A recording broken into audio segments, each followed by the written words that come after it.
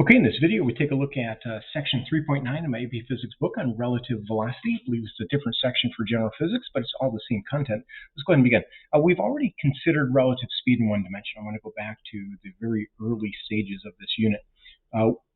In one dimension, relative speed is fairly easy to understand. That person walking this way on the train, their velocity would add with the train's velocity. If they're in the same direction, it would subtract from that velocity if they're walking in the opposite direction. When we deal with 2D or 3D motion, relative velocity, how fast one thing is moving in relation to something else, can be a little bit more confusing. It relies much more heavily on vector diagrams. Let's take a look at it. Each velocity is labeled first with the object, and then second with the reference frame in which it has that velocity. Now that can be confusing, so let's take a look at this picture over here. We have a boat that looks like is heading this way through the water, so that's the velocity of the boat with respect to the water. That's what that VBW means. That velocity is going to be combined with the velocity of the water with respect to the shore to get a resultant velocity of the velocity of the boat with respect to the shore. So these two vectors add to create this. In our vector addition portions of this unit, we would call VBS the resultant of these two other velocities. Now, how we use the subscripts there. Let's take a look at this here. Velocity of the boat with respect to the shore is the vector sum of the velocity of the boat with respect to the water plus the velocity of the water with respect to the shore. Notice these are both with respect to some other medium. So how fast the boat moves with respect to the water, and then combine that with how fast the water moves with respect to the shore, means that we can get to how fast the boat is moving with respect to the shore. And that's really the thing that we'd probably be interested in, right? These two things here, how fast it's actually heading across the Earth, right? So that's how we would do that vector addition. Now it's going to be easy to understand through some examples, probably the easiest way to do it. Let's take a look at this one. It's from your book, and we'll go ahead and look at it here on this video. A boat's speed in still water, 1.85 meters per second. That's controlled by the captain. If the boat is going to travel directly across a river whose current has a speed of 1.2 meters per second, at what upstream angle must the boat head? Let's go ahead and take some of these numbers here and put it on our diagram. The diagram's already been created for us. Sometimes the most challenging part of relative velocity problems is to draw the diagram that needs to be analyzed. 1.85 meters per second, and the water is flowing relative to the shore at 1.2 meters per second. I want to head straight across that river, so I'm going to have to angle the boat such that the combined velocities will produce a resultant velocity straight north. Well, this is a simple trig problem if I want to find that angle.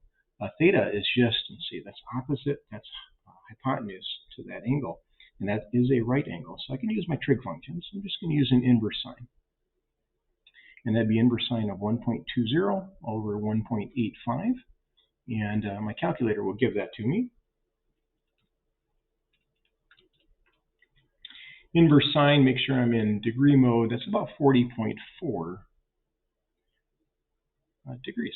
So that would be the direction that I'd need to head that boat, okay, relative to north. Now, a secondary question, I'm going to go ahead and just, how fast am I actually moving with respect to the shore? What is my resultant velocity, I should say?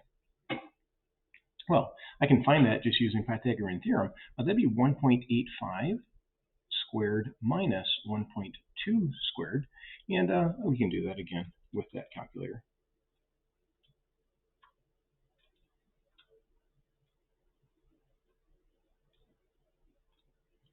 And that's not too bad. It looks like it's about 1.41 meters per second. So that's how fast they're moving northward in this particular example.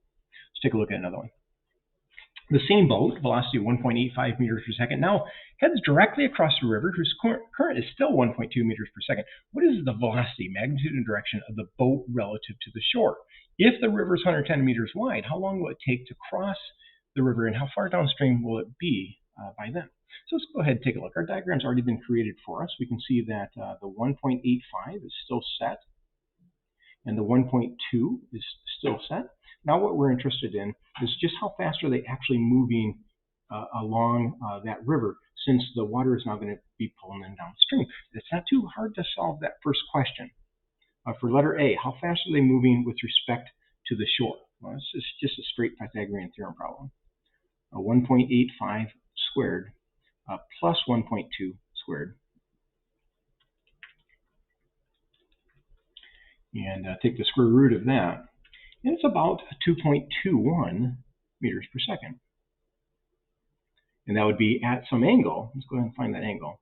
Well, here I have opposite, I have adjacent. So that angle I'm just going to find using an inverse tangent function, 1.2 divided by 1.85.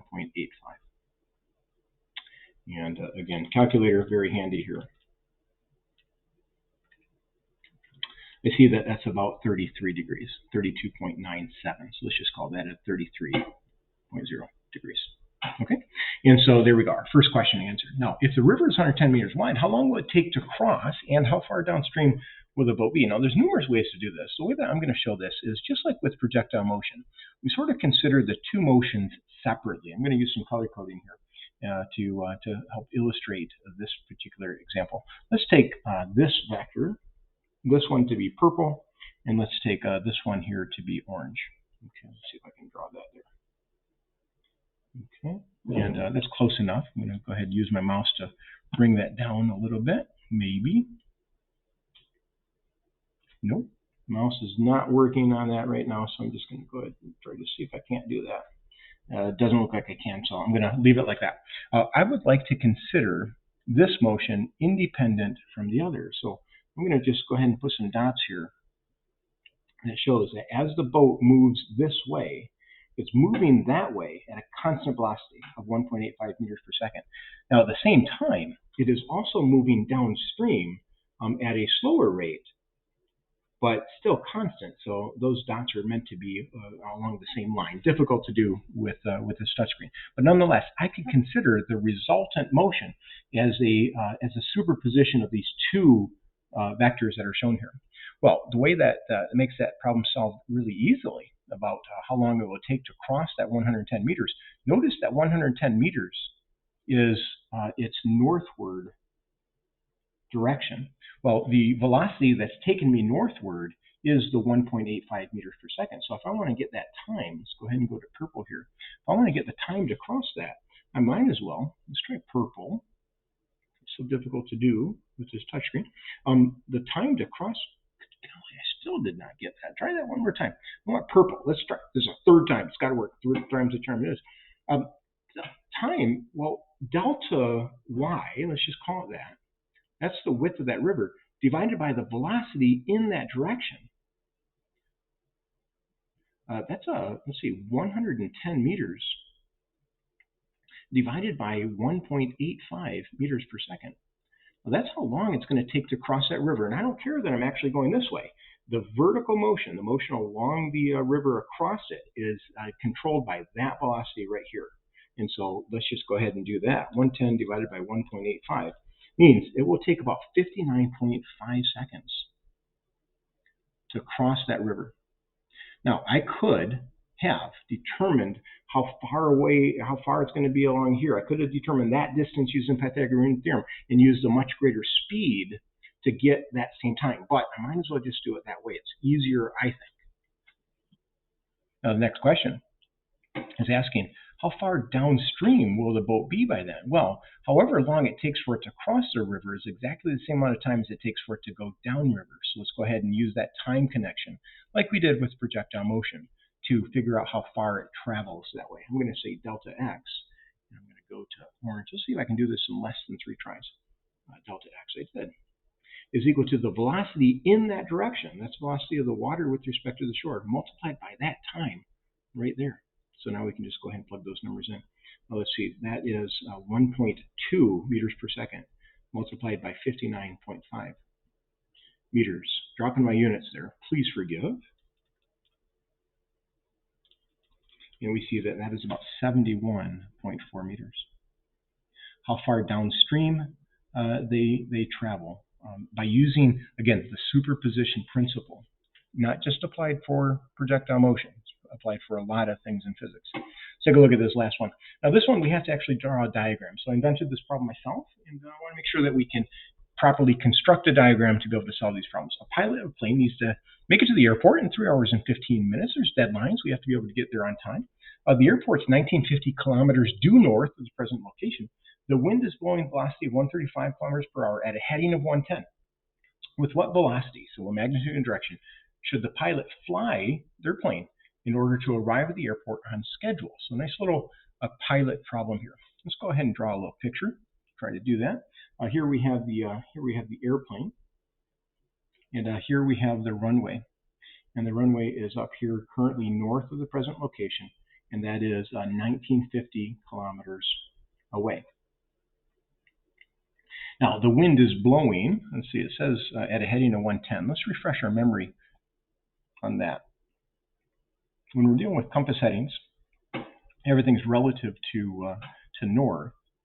And the challenging part here is to recognize that when we say the wind is at a heading of 110, that's actually the direction that it's coming from, not the direction that it's blowing to. So let's go ahead and just draw something up here really quick. 110 is about there, but the wind is actually blowing. Let's use sort of brown for that. The wind is actually blowing this way.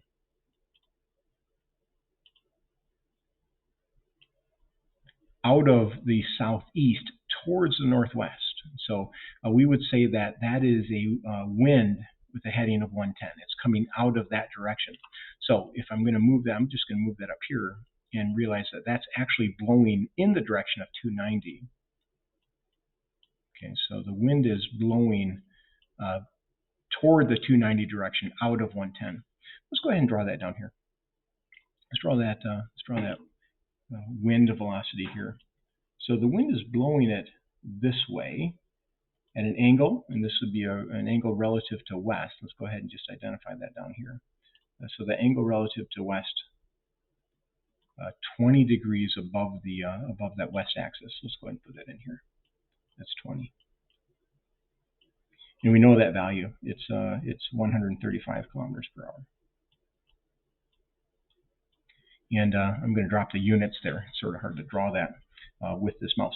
Now, the pilot, complete control of the aircraft, needs to head the plane in this general direction in order to get north. So I'm going to go ahead and add that plane's velocity to the wind's velocity such that when I'm done, I have a northward velocity for the resultant. So I'm going to go ahead and draw this one here as a resultant velocity. And let me give you the one that has the arrow pointed the right way. There we go. That's the completed vector diagram. Let me give you some of the subscripts. This right here would be the velocity with brown. That's the velocity of the wind with respect to the ground. So that's the way the wind is blowing. This would be the velocity of the plane with respect to the wind, flying through the wind in that general direction. And then what we get is the velocity of the plane with respect to the ground, which is what we're most interested in, right? And so just like we saw from before, the velocity of the plane with respect to the ground is equal to the velocity of the wind with respect to the ground plus the velocity of the plane with respect to the wind. Okay?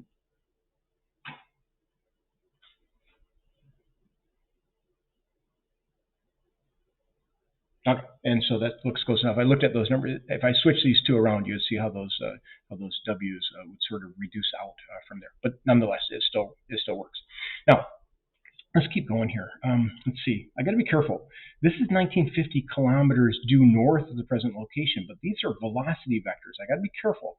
I'm not drawing a displacement diagram here. I'm drawing a vector or velocity diagram. So I got to be really careful not to equate distances with velocities. I have a different diagram for displacement as I do for velocities. These are all velocities.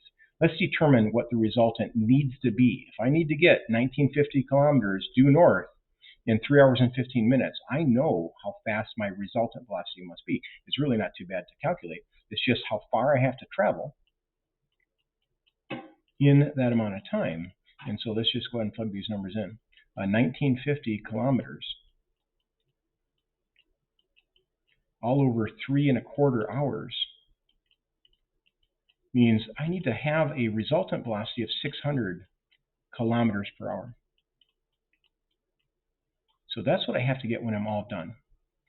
Now, the way I might approach this is I recognize from my diagram, the diagram becomes really useful in trying to solve this problem. I notice that the eastward component of the plane's velocity with respect to the wind must exactly cancel the westward component of this velocity. So using a component idea, if I come down here and say, well, there is a westward component sort of pointed this way for that westward component here. Well, I have to have an eastward component of the airplane that exactly cancels that. So if I can find this, I know that. Let's go ahead and find that value. So switch this over to Brown. The velocity of the wind with respect to the ground along the x direction is just 135 cosine 20.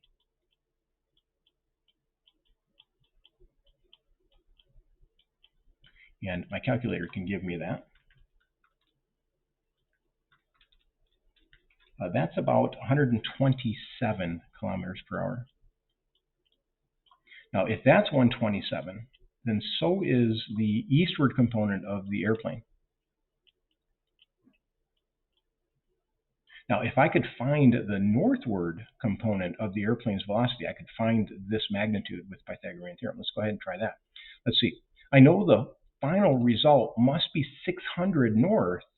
So if I could figure out this portion, if I could figure out how big this portion is here, I'm going to use Brown to indicate that that's the wind's velocity. Okay. I'm going to try this one more time. I'm having a great time with that mouse there. If I could find this value, I would just subtract that from 600 to get the result, or the northward component of the blue vector there. So let's see if I can do that. Let's see. Velocity of the wind with respect to the ground in the y direction would just be 135 sine 20. Calculator again, handy.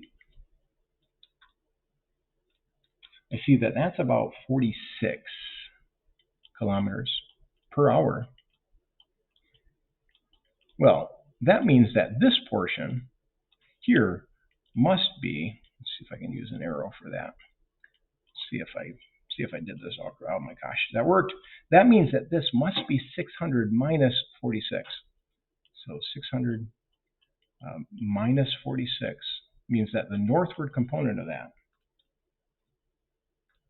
must be 554 kilometers per hour. Now that I know the two components of that airplane's velocity, I can easily find the magnitude of its true velocity. Let's go ahead and find that using Pythagorean theorem. VPW is just the square root of the sum of these squares. So 554 squared plus 127 squared, and take the square root for that. I see that the pilot needs to head that plane at about 568 kilometers per hour. That must be the plane's velocity relative to the wind, and that's exactly what the pilot would be reading, is how fast they're moving through the wind, not across the ground, but how fast they're moving through the wind. And if I wanted to find that angle, the angle right here easily found, I'm going to say that theta, just an inverse tangent of opposite side is 554. The adjacent side is 127. And again, with my calculator, I can do that pretty quickly. Inverse tangent for that, it's about 77 degrees. And I probably, if I were a pilot, I would say, well, it's 77 degrees north of east, but I might as well just call that out as a true heading. So the pilot would fly that airplane at a 12.9 or 13 degree heading.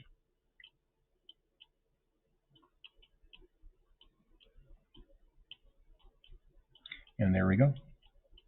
How we might deal with relative velocity problems where I have to be concerned about motion in 2D. I have to start using that subscript notation. The drawing oftentimes is the most critical part of those kinds of problems. That's going to complete this video on relative velocity. The remaining video is on James Bond's Pursuit. This problem is calculus-based. It's only for my general physics. I'm going to save, it's only for my AP physics. General physics would not have the math as part of their course to be able to handle this. So I'm going to save that one for a separate video that completes this one on relative velocity.